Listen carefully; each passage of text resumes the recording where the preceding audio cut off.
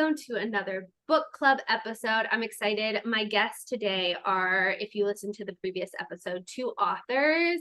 Please welcome Chelsea Bieker and Kimberly King Parsons. They also are the founders of The Fountain. Please welcome them. Thanks, ladies, for coming back. Thank you so We're much. excited to be here. Now we're going to talk all things books and reading. So first and foremost, what is your relationship to reading, and has it always been the same? Kim, do you want to go first?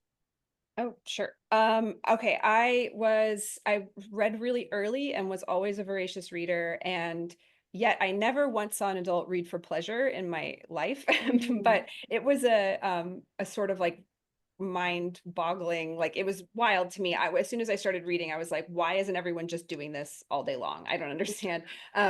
I grew up an only child. I ended up having six step siblings later, but I was a lonely only child, and it was my lifeline, honestly, like reading books. And I could read really fast from a young age, and I read everything. My mom did not censor my reading. Sometimes I wonder if she perhaps should have, but I was reading, Stephen King and V.C. Andrews at like 6, 7, 8 years old, missing a lot of things, but still reading it.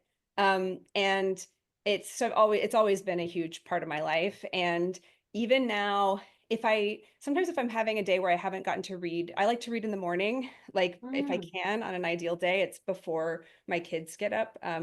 And if I don't, I feel like there's just not a lot of space in my brain. I think, again, it relates back to writing too. If I haven't engaged with the written word in some way, whether somebody else's or my own, it feels like I'm not tapped in that way. But just reading for a few minutes in the morning always sort of changes the tenor of the rest of the day.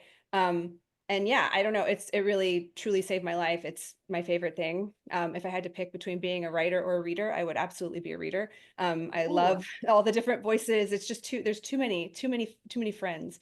And yeah, and I've always been the same way. Although when I was pregnant, I found it very difficult to concentrate on books, like to just, I don't know, my brain was growing humans. So I instead was like memorizing poetry, just doing little things that I could do because I could not lose myself in a book for some reason. But I was so scared, like, have I lost my reading muscle? Will it ever come back? And I was so relieved that it's still there. But yeah, it's always been a huge important part of my life. Dang. Chelsea, what about you? Yeah, I think that books are lifesavers. I think that if from childhood, it was the way that I understood that other ways of living existed and that other narratives could happen. And it was like these little portals that I could fall into. And my family did read. On my dad's side, it was like Stephen King again, big presence. In my childhood, R.L. Stine, Fear Street, Goosebumps. Like I was really drawn to these darker stories because I think that they really helped me probably process the darkness of my own reality. And they helped me, again, you hear so often like reading helps me feel less alone. And that is what it did for me. And that was the gift. And it also formed this little voice inside me that was like, maybe you could do this too. Because I do remember consciously as a child thinking, who's writing all these? Like, who gets to do this? And that took on sort of like this really, I assumed every writer was famous. I was like, you must really, you have to be really special to be a writer. Um, and I don't know, but I started to just get that little flame, like that little ember glowing for what could be possible. And um my mom's side, they were readers. My aunt took me to a reading. I was just thinking about this. What was my first literary reading? And it was kind of in junior high. We lived in Fresno. At the time, there was like one independent bookstore, and the owners of this independent bookstore had occasional authors come through. And I went to this author reading with her, and I felt like I was meeting a celebrity or something. It was so bizarre to see this person who had really written these books. And I think that, all of those little things in our lives, they just expand our realities and they show what could be possible. And so books were always like those expanders for me. And I was also thinking about when I was pregnant or what, no, it was like postpartum. I had a lot of anxiety. I had a lot of like post-weaning anxiety. And I remember I would fall asleep with my hand on a stack of books and truly have the conscious thought that like that was what was anchoring me. Books were going to be there for me. If I woke up in the middle of the night with insomnia, I could read. And like that really felt like this anchor point in a kind of terrifying mental time. And books have always felt that way to me. It's like these little anchor points and the way that they kind of reflect back to us um deeper meaning and all of those things are it's such a act of magic actually. It's like nothing else. It's very different to me than watching a show. Like very obviously it's different, but like it's not the same delivery of story. It's a highly unique thing that's happening in your brain and it's fascinating and I'm so lucky that I found the love of reading. I don't understand people that don't read. I'm like, what? I'm also so nosy. I'm like, God, I just want scandal all the time. I want to know what people Yes. are doing behind closed doors. And like, this is a great way to do that. Don't you know? But yeah. Yeah. I don't understand. I mean, I understand, but it still boggles my mind sometimes. My middle sister has not finished her favorite childhood series yet because the idea of finishing it means it's like done. Yeah. Oh, So interesting. she has not read the last Percy Jackson book, and we were reading that one. I mean, she's almost 30 and she was reading it in middle school. Like it's in like so, but I get that. Like it's something so like personal and something so influential in your life. And so I get it. Now, do you both read in the same genres as you did when you were younger, or has that expanded as well now that you're adults? I think when I was a kid, I read like whatever I could buy at the grocery store on the little turning Yeah. paperback stand by the checkout counter. There was also a romance bookstore, a used romance bookstore next to the like shopping mart. Like, so I would go and I could walk there, ride my bike there, and I could get, it was like 25 cents for a book. And I learned really quickly where the dirty parts were in the books and how to like, by page 14, there should be something great happening. Like, so I certainly went Yeah. through a bunch of those, but I was reading a lot of horror and romance, like filthy romances when I was very little, and then children's books too, or like young adult books. But then I used to always say, even when I was in first grade, like when I grew up I want to be a children's book writer. Like that's what I said then. But then as my age would change, I would sort of like age out of certain genres and like move on to where I ended up. So I think I was just at the beginning, I would read anything I could get my hands on. I read all these Reader's Digests in my grandma's basement. My My gosh. favorites were the ones called I Cheated Death. And it would be like, I got stuck in a plow or something awful. And I would like be like weirdly fascinated and just want to read all these dark stories, like real life stories about people who evaded death. But anything I could get my hands on, I would read it. And then that became more and more sort of narrowed down as I got older. And then I remember being in high school and reading Camus' The Stranger and being like, oh my God, what is this? Literary fiction, like, wow. And it really blew my mind in a big way. What about you, Chelsea? My gosh, I just got lost in Kim's answer. What is the question? What are the genres that you read and Yes, what were the what are the genres you read as a kid?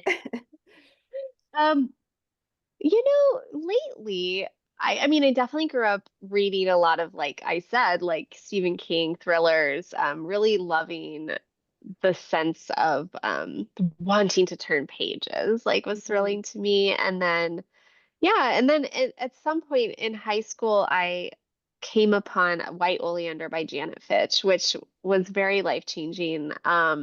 Because I do remember a shift around that time of like noticing beautiful language, noticing the power it had on me, noticing the way it could make me cry, like the way, and I had cried during books before. I mean, I could think of several, but like that was really the first book I found that seemed to really tap into some emotional truth I was carrying that I hadn't quite seen depicted in just that way.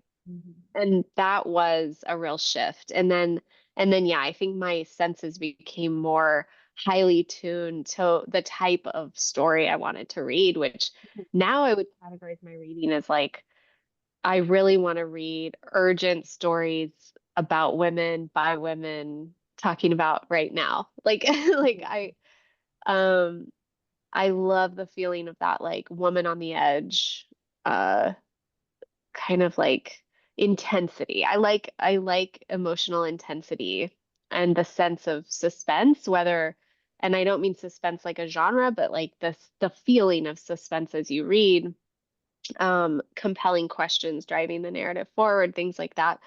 And so yeah, I do kind of stick in that lane, I guess, with my reading, my fiction reading. But um yeah. Yeah, I guess I'm not probably going to be reading the dragon romantasy books, and that's okay because life is short. We all have to pick our joy, Yeah, you know? I'm For curious, sure. like, what makes you pick up a book? What are you looking for? What kind of writing? What kind of story? Like, what is it that draws you in? For me, it's language, it's voice. And I can tell you within 2 pages if something is for me or not. And sometimes that doesn't necessarily mean that I'll put it down if it's not for me. Because I was sometimes gonna I think, ask. okay, this isn't quite for me. This isn't in my wheelhouse, but there's Okay. something like I have a feeling about it. I have an idea about it. I want to learn something from it. So Mhm. I'm like, this isn't my normal fare, but I'm going to read it anyway because I want to learn something. It's good to, I think, approach all of these things with curiosity. But for me, it's voice, and voice is present within the first page. And it means that the writer is paying attention and that everything feels intentional, because I want to feel as a reader like I'm being held by the writer, and I can Yeah. tell within seconds if they're really doing that or not. Okay.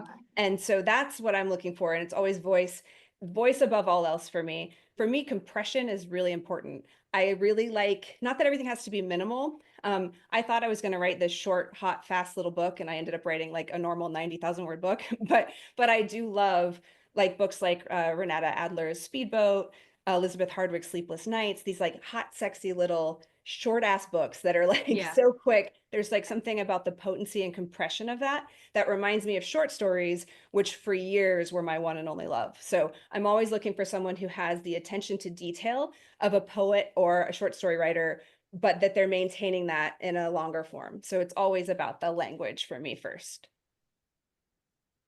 Chelsea, what about Yeah. you? I would echo all of that, and then I would say too, like my brand of like hot, fast, sexy little books is like I love these these like really scathing books by Italian women in translation. I'm like, something about these Italian women who really are able to access rage in a way that is so potent and like really cool, like The Dry Heart by Natalia Ginsburg, That's or another The Lost. sexy little hot one. Yeah, That's a Okay, hot note that's a to good one. self. Yeah. yeah, it's so good. And when we say hot, we mean murderous, Yes. and really dark. But you know, like The Lost Daughter by Elena Ferrante, like these books that are gonna really just cut to the quick fast, and they're not gonna hold back, and they are going to be excruciatingly honest. That's what I require for like all the books I really love are like that. And you know, that's the goal. I love that. And then I also can really get down with longer, like more intricately woven like suspense or like literary kind of like epic suspense novels or whatever. But yeah, generally the voice really does need to be there. And actually too, like I think that description needs to be so married to voice. Like if I start out a book that feels like we're just describing a tree that anyone could describe, I'm immediately like, who is seeing the tree? Who the hell is seeing the tree? Like I don't want the description of this tree unless it's like already established within the world that this character is creating for me. So yeah, just like those books that report things and report the world in such specificity that you're like, this is singular. Like no one else has seen things this way. And I'm now seeing things in a new way because of the way they're writing it. So that's about language too, right? Now, So I want to thank you both so much for joining me, for giving me any ounce of your time during your busy schedule. I really, really appreciate it. And also on a side note, for rescheduling for me. Thank you so Oh, of much. course. oh, thank you. This was so fun. Thank you Thank so much for you. having us. And where can people find you? I'll list it in the show notes, but where can they find the fountain if they want to join? Let us know. The fountain is at fountainpractice.com. And Chelsea, what is our Instagram handle? Why can't I remember it? Is it the Fountain Practice? At the Fountain At the Practice. Fountain Yeah, on Practice. Instagram. And then my website is just my full name, KimberlyKingParsons.com. Chelsea's is chelseabeaker.com. Mhm. Yeah. Yeah, And I'll have it all same listed. handles on Instagram. Yeah, Yeah. same handles on To Yeah, Instagram. find, easy to find. And I'll put it all in the show notes and tag you so you'll know. But Awesome. thank you guys so much. I greatly appreciate it. And I'm so excited to read more of your works. Like it's always Oh, really exciting thank to you. like talk to the people who wrote stories. And then it gives you a little bit more insight in when you're reading books or when you've processed the book that you've read. So I really appreciate it.